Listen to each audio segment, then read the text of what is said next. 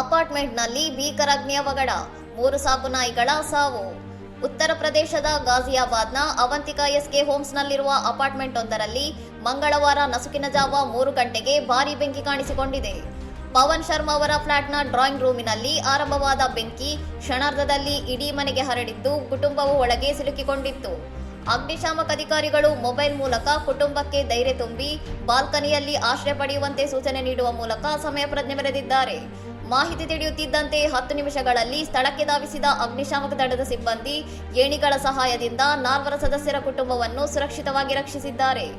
1 ಗಂಟೆಯ ಕಾರ್ಯಾಚರಣೆಯ ನಂತರ ಬೆಂಕಿಯನ್ನು ನಂದಿಸಲಾಯಿತಾದರೂ ಫ್ಲಾಟ್ನಲ್ಲಿದ್ದ 2 ಜರ್ಮನ್ ಶೆಫರ್ಡ್ ಮತ್ತು 1 ಹಸ್ಕಿ ಸೇರಿದಂತೆ 3 ಸಾಕು ನಾಯಿಗಳು ಹೊಗೆಯ ಉಸಿರುಗಟ್ಟುವಿಕೆಯಿಂದ ಸಾವನ್ನಪ್ಪಿವೆ. ಮನೆಯಲ್ಲಿದ್ದ ಎಲ್ಲ ವಸ್ತುಗಳು ಬೆಂಕಿಗಾಹುತಿಯಾಗಿದ್ದು ಶಾರ್ಟ್ ಸರ್ಕ್ಯೂಟ್ ಅಗ್ನಿ ಅವಘಡಕ್ಕೆ ಕಾರಣವಿರಬಹುದು ಎಂದು ಪ್ರಾಥಮಿಕ ತನಿಖೆಯಿಂದ ತಿಳಿದು ಬಂದಿದೆ. ಕುಟುಂಬವು ಸದ್ಯ ಸಂಬಂಧಿಕರ ಮನೆಗೆ ಸ್ಥಳಾಂತರಗೊಂಡಿದೆ. ಇನ್ನಷ್ಟು ಸುದ್ದಿಗಳಿಗಾಗಿ ನೋಡ್ತಾ ಇರಿ ಸೌರಂ ಟಿವಿ.